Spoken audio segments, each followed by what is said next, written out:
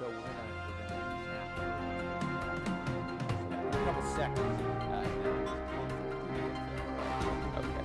So, all right. Good evening, and thank you for joining us.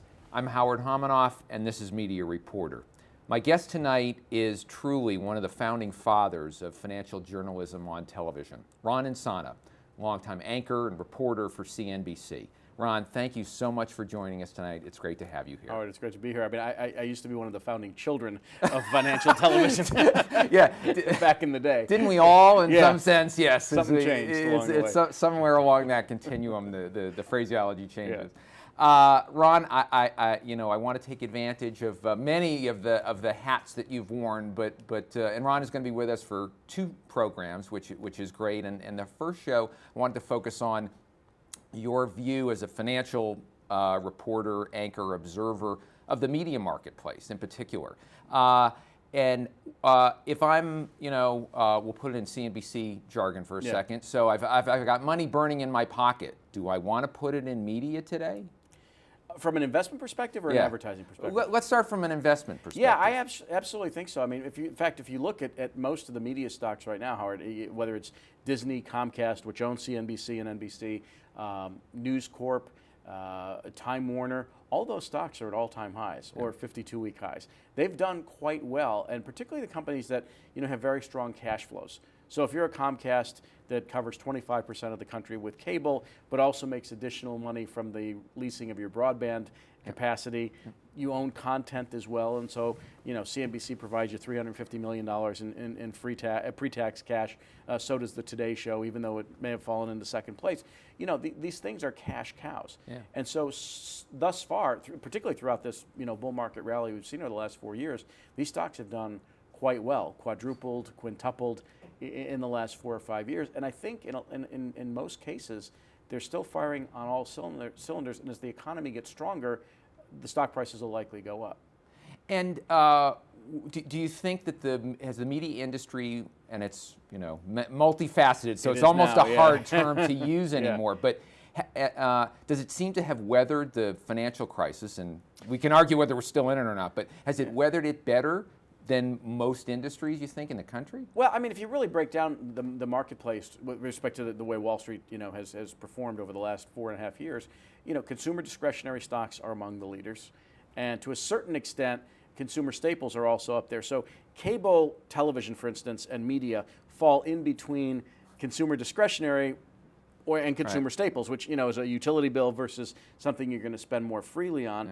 Your cable bill now may be approaching $100 a month, right? So it's discretionary to a certain extent, but it's also basic utility. So it's weathered both storms. I mean, in the sense that even though it's a big out-of-pocket expenditure, and all entertainment forms tend to be today, they've done quite well as the economy's rebounded. I actually think the private sector economy is stronger than most people realize, which is one of the reasons media has done, as well as any other group. Yeah. Well, expound on that a little bit. Yeah. Why do you feel better? It feels like we still get the even in the midst of good news, but things are really on the precipice of being bad. What's your take it up to your macroeconomic? My macro is that there's an Armageddon cult out there that makes a lot of money from selling books and newsletters.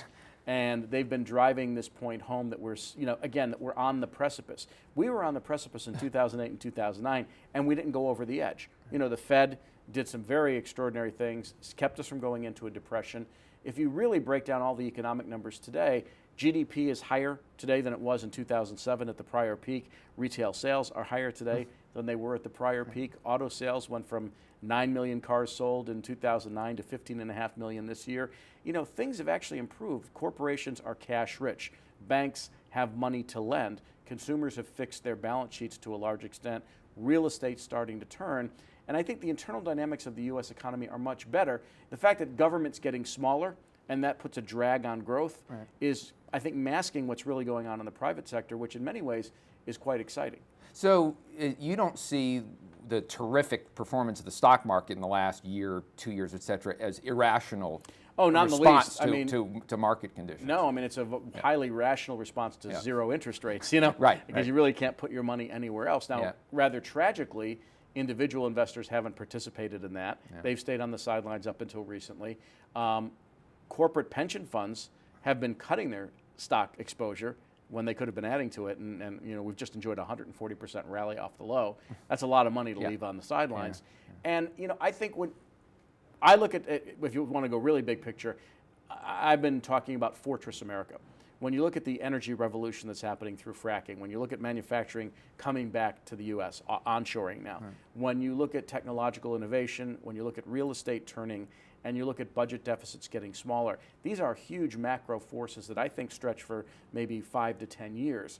And people still don't appreciate what that means to the U.S. economy, what it means to a variety of different sectors within the economy. And so I think the market's quite rational. And I think the doomsayers and the Armageddon propagandists are entirely irrational. We had the crisis, in 2008, 2009. That's as close to death as we've come in our adult lifetimes. And in fact, in 2 generations. So I think it's come and gone. And it's rational even in the midst of the, in the media sector. There's kind of the doomsayers too, right? I mean, look, so is that overplayed, do you think? And again, we'll look, drill down into specifics, but bigger picture, is there too much Armageddon, doomsday, we're on the precipice scenario about the traditional media versus new media? Traditional versus new? Yeah, I mean, listen, radio had this experience in 1948 when television was invented. The movie industry had this experience really in 1955 or so, in the 50s when television gained popularity.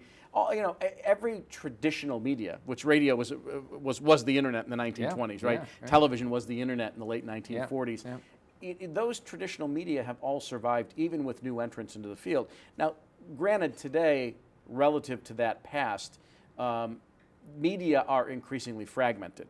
And so you have subgroups that are dominant users. We, as older individuals, still kind of watch TV. Speak for yourself, Ron, please. Yes, well, I guess we're middle-aged at this point. Although the AARP card came when I was 47. Ouch. So, trying to get a little ahead of the game there. Yeah, they want the dues. Yeah. Our kids use media vastly differently than we do. Now, that's not to say they won't outgrow some of the things that they're interested in and end up sitting in front of a TV screen 20 years from now, watching the Yankees, the Red Sox, the Angels, whomever. I left out the National League teams, the Mets, whatever, Dodgers. It's hard to say that it doesn't just augment what's going on. Right now it's fragmenting the experience, but ultimately, no new media has effectively killed old media. Most of the old media have had a renaissance. Radio is still quite popular. Television is cumulatively still quite popular, even though you have 500 channels and 270 reality shows going at the same time. You can't aggregate the size of the audience it used to when you had 3 networks. Right. But in some, traditional television is still, getting a lot of eyeballs, right? Even though there are these other things happening now. So put your reporter hat on for a moment. So what do you think are the most interesting stories going on now in the media? They might be specific or they might be broader, but. Well, I mean, I think the economy, in the sense that people misperceive what's going on, to me, particularly in the United States, is the most interesting story out there. That the U.S. is, again, people are predicting that we're going into, secular, if not permanent, decline. They're suggesting that our lives are effectively over, and our kids will have a horrible experience relative to ours or our parents. I don't think that's true. I think that's an interesting story that's not played. I mean, look, technological innovation is fascinating, whether it's what's happening on the internet, with social media, with new forms of communication, or with 3D printing, which is going to have an impact on food, on organ replacement, on manufacturing. These are stories that I don't think we talk about quite enough, or certainly don't go into detail enough. Fracking, the energy revolution that we're going through now, that's an enormous story. It's going to have huge consequences for the U.S. as an energy-independent economy within the next 3 to 5 years, which has then budget and trade deficit implications. It has geopolitical implications. How much do we spend, defending allies in the Middle East, like Saudi Arabia, versus walking away and saying, you know what, you're on your own. We don't need your oil. We could get to that point where we build a ring fence around Israel and tell everybody else, listen, it was great doing business with you for the last 70 years, but so long. So for so many people, when you talk about, quote, TV, they still think of, or especially in our generation maybe, the networks, the broadcast networks, start from there and then you kind of build the concentric circles. Is broadcasting, is there enough overall growth, good story to sort of lengthen the life for broadcasting, or is their story, just the inevitability of that kind of decline, collapse, irreversible? Well, it's still the only place that aggregates larger audiences than any other offering, right? I mean, a cable hit, whether it's Bill O'Reilly, something on Discovery, something on MSNBC, is going to give you anywhere from 1 to, well, the Bible, for instance, on History Channel, 10 million people, right? So, but if you're watching The Voice at its peak now, you're getting 20 million people, or American Idol at its peak was 20 million viewers. And any other hit show is in the 10 to 15 million range. That's still a larger audience on broadcast that can be aggregated anywhere else, with the exception of a cable hit that might do 10 million. A cable hit on a regular basis, on a weekly or daily basis, Bill O'Reilly does about 3 million viewers. Brian Williams does 7. And so, broadcast is still viable in the sense that the audiences are inherently larger. But networks on their own aren't what they were when we were growing up. Sure. I mean, and Bob Iger made this point. A lot of people don't identify with ABC, NBC, CBS. They identify with The Voice. They identify with American Idol. They identify with CSI or a particular program, and may not even be able to tell you which network it's on. They watch Brian Williams. They watch Diane Sawyer. They watch Scott Pelley, and they still can't differentiate among the networks. When we were growing up, you knew that Huntley and Brinkley was on NBC. You knew that Walter Cronkite was on CBS. And Harry Reasoner and Howard K. Smith were on ABC. So the brand identity, I think, is different, but the distribution mechanism is still viable. Assuming a hit. Right. And what about cable, in which there was the stretch of years / decades where the proliferation of new channels, one after the other, and you'd look at it and think there can't possibly be more, and there are more. And there are more. That does seem to have slowed down. And is cable now, not just broadcasting, sort of the cable network model, a mature one that the street, from an investment perspective, maybe is less attractive? No, the stocks are doing great. Right. They're cash flowing fabulously because they own the broadband capacity to distribute not just cable television programming, but everything that's going over the internet. So the fiber capacity that a Comcast or a Time Warner owns, which the two of them together account, for about 50% of American households, they're getting paid for that. So they straddle a lot of different worlds, right? They're carrying a broadcast signal. They have 500 cable channels, or in the case of DirecTV, satellite channels. And then they own the highway over which data, phone, and other types of internet services, content services are being transmitted. So they're in a sweet spot. Now, the question about cable per se is, does the bundle survive? Right. Do people continue to spend $100 or so a month on their cable bill when there are a lot of forces at work right now that would suggest cable companies can't force people to pay that money forever for some channels which they may not want? But so far that hasn't happened. Right. And the cable companies have been great and effective at maintaining the bundle. Now, there are a lot of folks in the new technology world who say the bundle's unsustainable, and that eventually people are going to go a la carte, whatever that means, whether it's on the internet or some other means of distribution, or whether there's a regulatory action that tells the cable operators to unbundle the programming. That's an open. You know that as well as I do. But you dealt with that for years. Yeah, but do you see that it doesn't appear that even if it happens, it's happening, that we're in the equivalent of a 2008-2009 financial crisis in media, in which the bundle collapses in the next 3 years. There doesn't seem to be that type of imminent consumer pressure, right? I mean, nobody's really screaming about it. Most people may complain about the quality of the programming. They may say there's 500 channels of nothing to watch, even and 270 reality shows, which is a real number, by the way. But people watch the stuff, right? Have you watched all of them, Ron? I haven't watched all of them. Is this personal research? Listen, you go from Honey Boo Boo to Duck Dynasty to all the Housewives franchises. And people watch the stuff, right? So they can complain about it all they want, but they're still making hits out of these things, and cable hits, granted, but they're money makers for the industry. So, for now, I don't see where that pressure comes from. It may be a generational thing, much as we had different viewing and entertainment habits than our parents, although I think to a lesser degree than we do with our kids today. It may take some period of time before that pressure really builds, particularly with young kids who find their entertainment in a variety of sources, which isn't traditional cable or even broadcast TV necessarily. And what's your sense about the advertising market and the way they're looking at the television marketplace?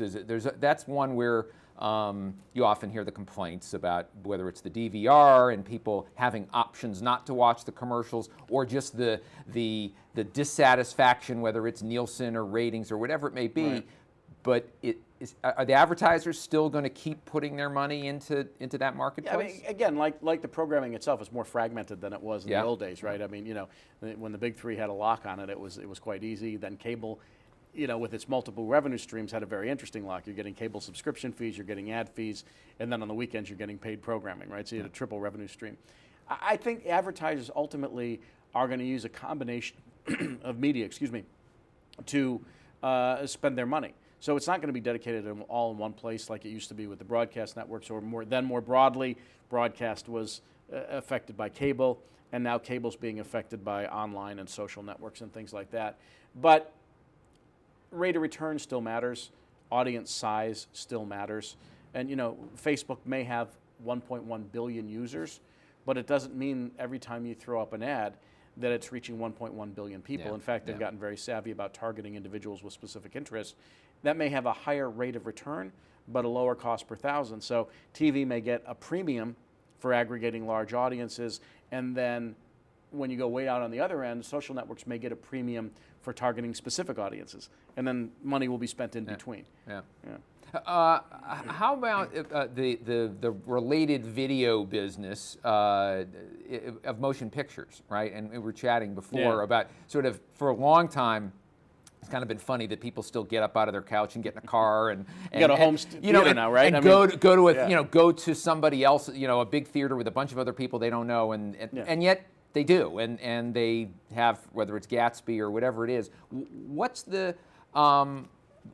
start from an investment perspective there, and how does the street, do they tolerate these companies being in the motion picture business? Do they think it's going, it's got a real growth potential? How do they see it? Look, I mean, it depends which side of this equation you're on. If you're talking about investing in an integrated media company that has motion pictures, let's say, as a component, as CBS and Comcast and Time Warner and News Corp all do.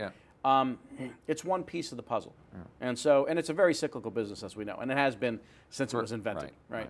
Now, there are films that are still communal experiences that you can't duplicate in your house, comedies in particular. Right. I mean, there's really no reason to sit alone in your house and watch a comedy until you've seen it. Right. Then you know it's funny and you do it for giggles, or if you're out on the road and you haven't seen something you wanted to see, you might watch it in your hotel room.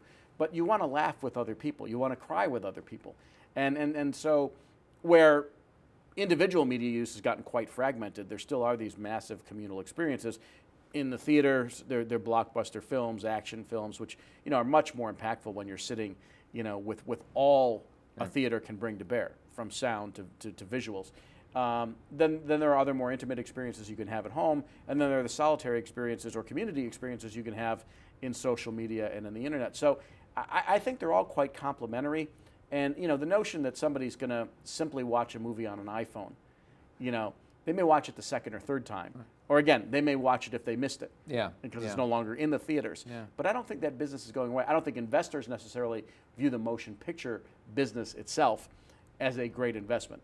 Fortunes have been made and lost in the movie business. Although there's always seems to be wealthy individuals, et cetera, that just can't quite stay away. There is a psychological factor that goes with running a movie studio or owning a sports team that becomes something of a prize, right? I mean, and also there's a great story about Sam Bronfman, who was one of the original Seagram family members, and his son Edgar Sr., I am told through some friends, and this may be an apocryphal story, but he wanted to buy MGM, I believe in the 1970s, for, I don't know, a handful of millions of dollars. And Sam said to Edgar Sr., as I am told, that's a lot of money for a woman, which means that most guys buy movie studios to meet starlets, right? And then Edgar Sr. probably said the same thing to Edgar Jr., who spent $5 billion on Universal and MCA. So, there is kind of an ego factor ego gratification factor involved in being in that business. Now, having said that, there are extraordinarily talented people in the business like Steven Spielberg, George Lucas, who make movies because that's what they do. Right. And didn't start off, as anything other than a passion. What you're seeing on the internet now for younger kids. Yeah, and in terms of motion pictures, it seems one of those areas where American cultural influence remains. It's not, that we don't have, the Chinese aren't, don't seem to be competing with us on the content of the pictures in the same fashion as the manufacturing. Well, no, I mean, certainly they're not free obviously. to, right? Yeah. I mean, and they're losing their competitiveness in manufacturing, which is a good thing for our economy in a certain sense. But yeah, I mean, listen, I think media per se has been a large American cultural export for as long as it's been around. I mean, we surpassed Britain long ago. France was always kind of a niche player in the film and cultural industry. Italy peaked in the 1400s. Although they've had great filmmakers along the way, and Japan's had some very interesting filmmakers and they have great stories to report on out of Italy. Well, always. Absolutely, yeah. And India, India has the Bollywood manufacturing process of making movies, but they're very much germane to that audience only. Yeah. Where ours tend to be a little bit more universal in their appeal. Yeah. So overall, the vibe here from you is a good one, and maybe counterintuitive to what some think or feel in terms of the broader economy, say, which is all right, which is great. All right, so what about the print business? What about what seems to be the almost daily onslaught of bad news about whether it's the New York Times or Time Inc.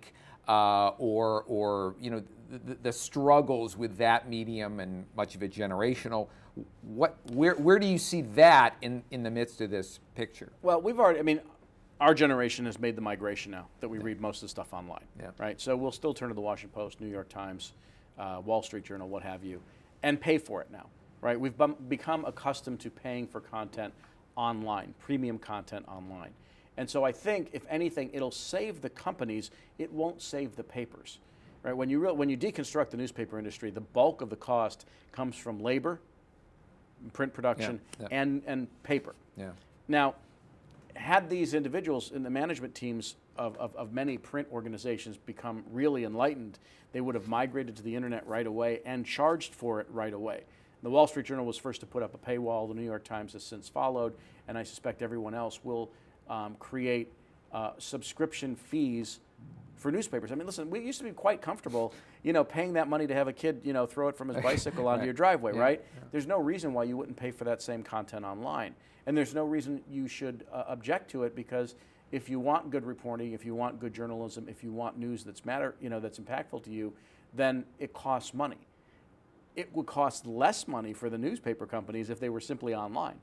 They could get rid of all those legacy costs and, quite frankly, possibly become more profitable. I mean, HuffPost was the first effective online newspaper, right. And it's done well through the sale of its property to AOL.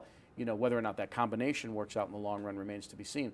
But I think increasingly we're going to get comfortable paying for content on the internet. I think there was a really mistaken notion that you could do it for free and then ask people to pay for the print version that you get in the driveway. First of all, you don't want to walk out half a year, in the rain and snow to get the newspaper, and it's wet. You never have to worry about that with your computer. Yeah. Well, I don't know who came up with the expression. Remember, content wants to be free, but nobody who owns content should have wanted it to be free, yeah, right? And nobody who owns content believes that. I mean, look, there were a handful of artists, musicians typically, who thought, their work should be given away to the public. Well, it becomes unsupportable. I mean, you then become a starving artist, and you can kind of go back to Van Gogh or any other individual who did fabulous work, and whose work now is worth much more after he's dead than when he was alive. I don't think any business would think that way. No one's willing to wait that long for a return on investment. You want to be around for it. So you got to pay for it. And what about, so as you said, our generation too has made that migration around, print, and now looking at that content, consuming that content in different platforms. What's your broader take on the digital media marketplace? And which in and of itself, it's again, probably not a hard term to to be all encompassing. Yeah, and I think that's the problem, right? I mean, I think there are, like we saw in the internet days, in the late 90s, mid to late 90s, there was this craze that emerged, just over internet service providers, the ISPs, the Yahoos, Lycos, AOL, those were Netscape, those were the plays of the day, and now they're effectively passé. So identifying winners and losers in this environment, I think, is going to be difficult. Even Facebook, with 1.1 billion users globally, it's hard to tell. I mean, MySpace went away pretty quickly after Facebook came on the scene. It's hard to tell if some of these social networks are permanent and become the real new media of the next several generations, whether they're large but passing fads, and whether or not they have, I guess, the vision to create an entirely new industry. Now, Google has created a lot of value. Apple has created a lot of value. Facebook has created some value. And so I think it's going to be, a fight to the death, and I think it's very hard to identify who the ultimate winner is. I mean, if you would have put your money down in 1995, you would have said AOL was going to own the internet space for all time with dial-up service. And then you had ISPs come up like Yahoo and Lycos and Netscape and Google, effectively, where you just log on and you're on the internet. So I don't know what happens to these social networks. How sticky is the audience? Do our kids grow up with Facebook and it becomes the ABC and NBC and CBS for them that those networks were for us? Because those were social networks. If you stop and think about it, what was talked about around the water cooler or at school, was locker, what you saw on TV that night or that weekend before. And that's what kids are doing now, whether it's Tumblr, whether it's Instagram. Snapchat's something I don't understand in any way, shape, or form. My daughter sends the same picture to all of her friends of her kind of sticking her tongue out, and it's that same, screenshot of her holding her iPhone. And I don't know what the lasting value of that is. It's kind of an interesting kid's toy, but I don't know if that's a business. And I think that's a question that people are really trying to ferret out right now. Well, look, Ron, we're kind of winding down our time for episode 1, and we're going to have you back for episode 2, which is terrific. And with that, let me say thank you again for joining us. I'm Howard Homonoff. This has been Media Reporter. Good night.